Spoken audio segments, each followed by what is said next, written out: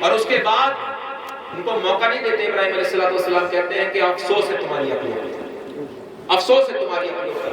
پھر حضرت ابراہیم علیہ السلام وہی موجود ہیں اور نمرود اور اس دربار کے اندر اللہ تعالیٰ دماغ میں ڈال دیتا ہے کہ ان کو آگ میں جلا دیا جائے. میں مختصر سمجھا رہا ہوں.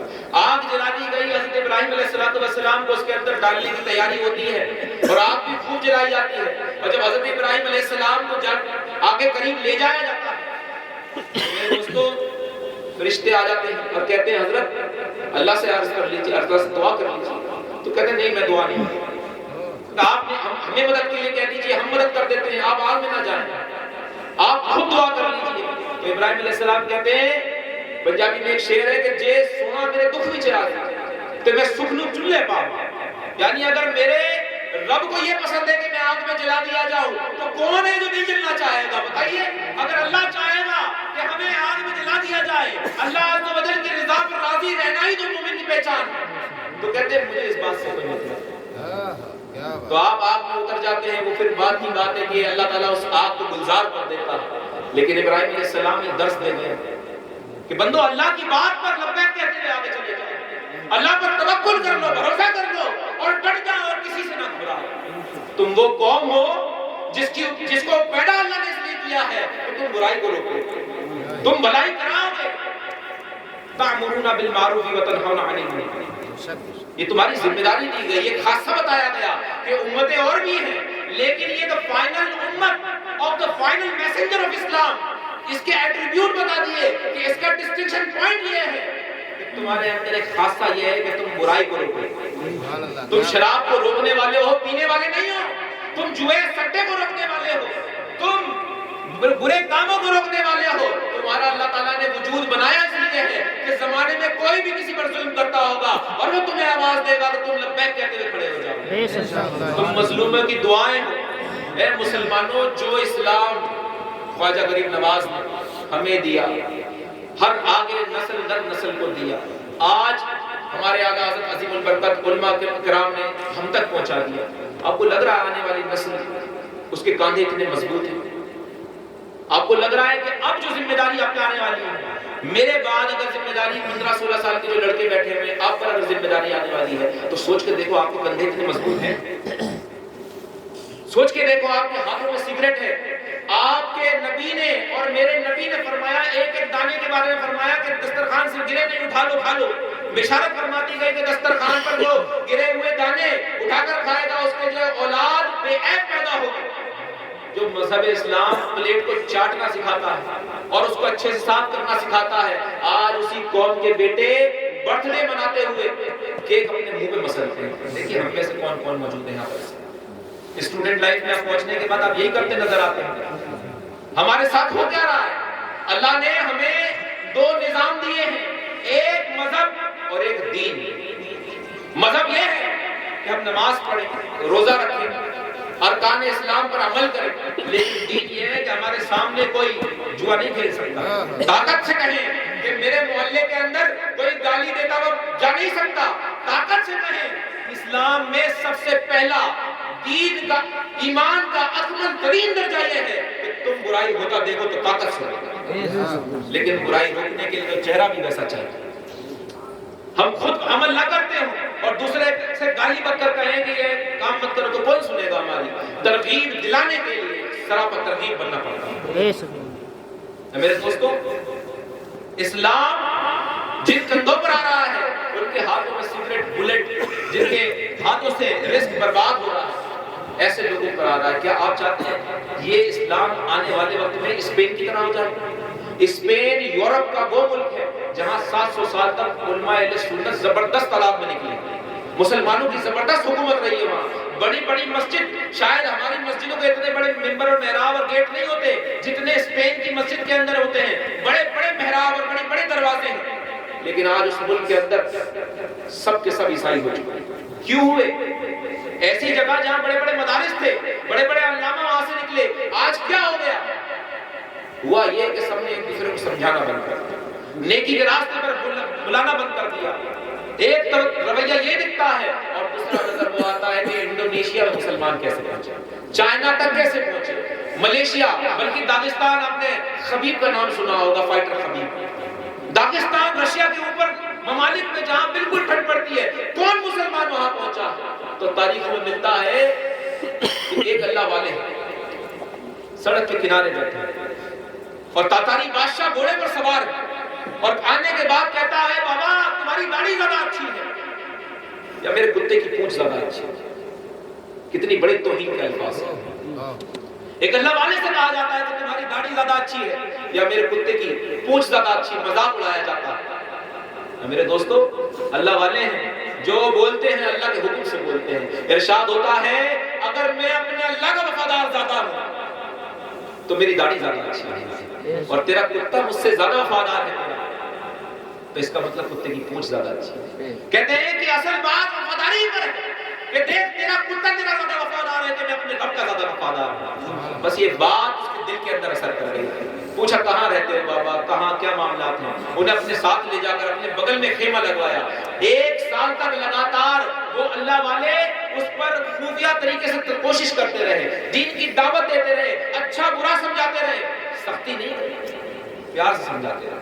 1 साल तक जंग में जाता था तो पहले उनके पास जाता था कि बाबा मेरे लिए क्या चीज सही है और क्या चीज गलत है। एक दिन ऐसा हुआ कि साल गुजर गया तो उसने इस्लाम कबूल कर लिया और न सिर्फ उसने इस्लाम कबूल करा बल्कि अपनी पूरी कौम के साथ वो मुसलमान हुआ। तो ये अल्लाह वाले ही तो थे जो चाइना तक पहुंच गए, इंडोनेशिया तक पहुंच गए, मलेशिया, जापान में कहां से मुसलमान आ गए, केरला में कहां से मुसलमान है और क्यों मुसलमान हो गए? लोग हमें देख के क्यों नहीं हो रहे मुसलमान? एक मुसलमान हमने किसी को क्यों नहीं किए? क्योंकि हम जानते हैं कि वो हमें देखता है कि हम उसी की तरह गालियां भी बकते हैं, गाने भी सुनते हैं, लड़कियों को भी छेड़ते हैं, बदतमीजी भी करते हैं, अमानत रख ले तो खा जाते हैं, बेईमानी करते हैं, चोरी करते हैं, सट्टे खेलते हैं। हम तो उन्हीं की तरह हो गए। लेकिन क्या मामला था कि उनको देखकर लोग मुसलमान हो जाते थे?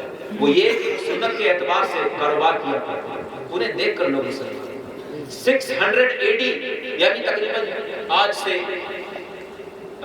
तकरीबन 600 साल पहले की बात है, जब ऑटोमन एम्पायर था, खिलाफत उस्मानिया जिसे कहते हैं, और बल्कि आला हज़रत सल्तनत उस्मानिया का है, खिलाफत उसको नहीं तस्लीम किया। तो सल्तनत उस्मानिया के दौर के अंदर आप ताज्जुब करोगे, जितने भी साइंटिस्ट थे वो मुसलमान थे। उस दौर के अंदर बड़े बड़े इब्ने सीना को रईसुल अदवियात कहा जाता है, यानी ऐसा माहिर डॉक्टर कि जो मरीज को देखकर उसका इलाज कर दे और जिस पर कोई भी हाथ न रख रहा हो ऐसे मरीज को शिफा दे दिया करते। तो इब्ने सीना को अंग्रेजों ने नाम बदल के कर दिया एविसेना। एविसेना आज भी उनकी बादशाह हैं, अमामा पहनते हैं, आलिम भी हैं और डॉक्टर भी हैं। दूसरे पर चलिए, मोहम्मद बिन मूसा अल ख्वारिज़मी 600 AD के, उनकी पैदाइश, उन्होंने मैथमेटिक्स की क्वाड्रेटिक इक्वेशन नाम की एक थ्योरम दी जिसके अंदर दोनों साइड से उसको फॉर्मूले को इक्वेट किया जाता है। अगर वो इक्वेशन नहीं होती ना मोबाइल चलते, ना रॉकेट चलता, ना कंप्यूटर चलते, ना आज के दौर में आप ये मोबाइल की रिकॉर्डिंग कर रहे होते। क्वाड्रेटिक इक्वेशन इतनी जबरदस्त इक्वेशन है कि उस दीन देने वाले मोहम्मद बिन मूसा अल ख्वारिज़मी एक दो के बाद नहीं, सैकड़ों हैं और ये मुहद्दिस भी हैं और ये मुहक्किक भी हैं और ये तफसीर लिखने वाले भी हैं और साथ साथ में साइंटिस्ट भी हैं। अब क्यों नहीं है? अब क्यों नहीं है? अब हमने दो रास्ते उठाए। अगर मौलाना बनना है मदरसे जाओ और स्कूल में कुछ बनना है तो इस रास्ते जाओ। हमारा तो निजाम ये था कि हमें एक रास्ता चलना चाहिए था कि हमें इल्म दीन भी सीखना है और इल्म दुनिया भी सीखना है।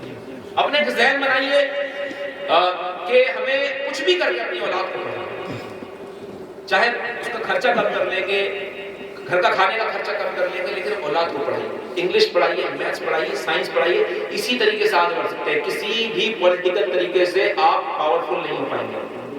20 क्या 30 साल लगा लीजिए, 50 साल लगा लीजिए, आप पावर नहीं आएंगे। आपका रुख फेरा जाता है कि इस तरफ तवज्जो कर लो। मैं आपको सिर्फ एक ही बात कहता हूँ कि जो मजहब की आगाज ही इकरा से होती है, जिसकी शुरुआत ही इकरा बिस्मि रब्बिकल लज़ी खलक़, जो इरशाद अल्लाह पाक फरमा रहा है कि ए महबूब पढ़िए अपने रब के नाम से, जिसका पढ़ने से शुरुआत हो। उस मजहब के लोग आज खाली पंचर ही जोड़ रहे हैं, खाली जो है भट्टियां ही चला रहे हैं। सोचना चाहिए क्यों आज BR अम्बेडकर के जरिए SC ST के लोगों को आज इतनी छूट है, उसके बावजूद वो सारे लोग स्कूल जाते हैं, कुछ भी काम करें, लेकिन आप SC ST वाले जो लोग हैं उनके घर में बच्चों को बैठा नहीं देखेंगे। सरकारी स्कूल में जाएंगे लेकिन बैठा नहीं देखेंगे। हमारे यहाँ पर ये मामला है कि हम बच्चों को उनके ऊपर छोड़ देते हैं। آج سے مجھے آپ ایک ارادہ کر لیجئے کہ گھر کے اندر ہر ایک بچوں کو تعلیم دیں، تعلیم پر فوکس کریں انشاءاللہ، اور علم دین، علم دنیاوی حاصل کرنے کی ترغیب نہیں دے رہا ہوں میں فقط۔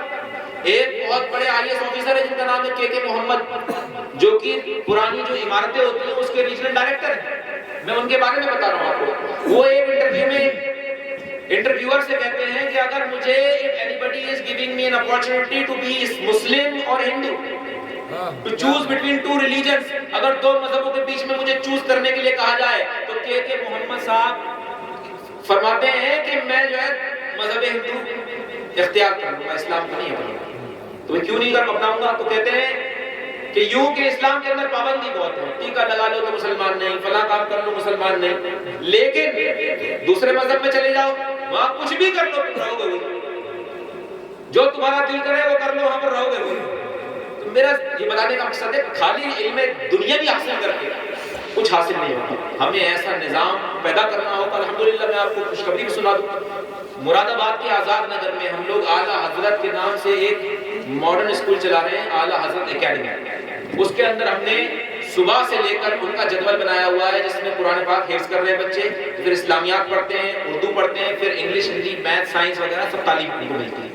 بالکل ان کو انگلش اسپیکنگ پہ لے کے جا رہے ہیں، پورا فوکس ہم دے کے چلا رہے ہیں۔ آپ بھی کوشش کیجیے یہاں ادارے قائم کیجیے اور دونوں جو مدرسے چل رہے ہیں اس کو ماڈرنائزیشن کی طرف لے کے جائیے۔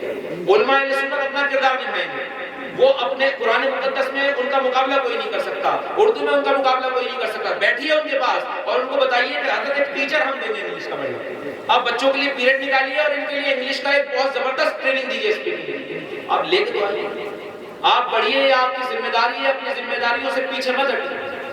کسی کو بھی اپنے علاقے میں شراب جوا مت کھیلنے دیجیے، ڈی جے مت بجانے دیجیے، برائی کے خلاف کھڑے ہو جائیں اور اکیلے مت کھڑے ہوئیے بلکہ اپنے بڑوں کے ساتھ کھڑے ہو جائیں۔ پکا ارادہ کریں انشاءاللہ، کہیے انشاءاللہ۔ پہلے تو خود کرنا پڑے گا۔ چلو ہم کون کون نیت کرتا ہے یہاں پر؟ امام صاحب ڈی جے وغیرہ کا تو اہتمام نہیں ہوتا ہے؟ اللہ میں سب سے پہلے یہ اعلان کر رہا ہوں اگر کسی کے یہاں شادی میں ڈی جے بجے گا تو وہ ہماری دعوت نہ کرے، میں اس کی دعوت نہیں کھاؤں گا۔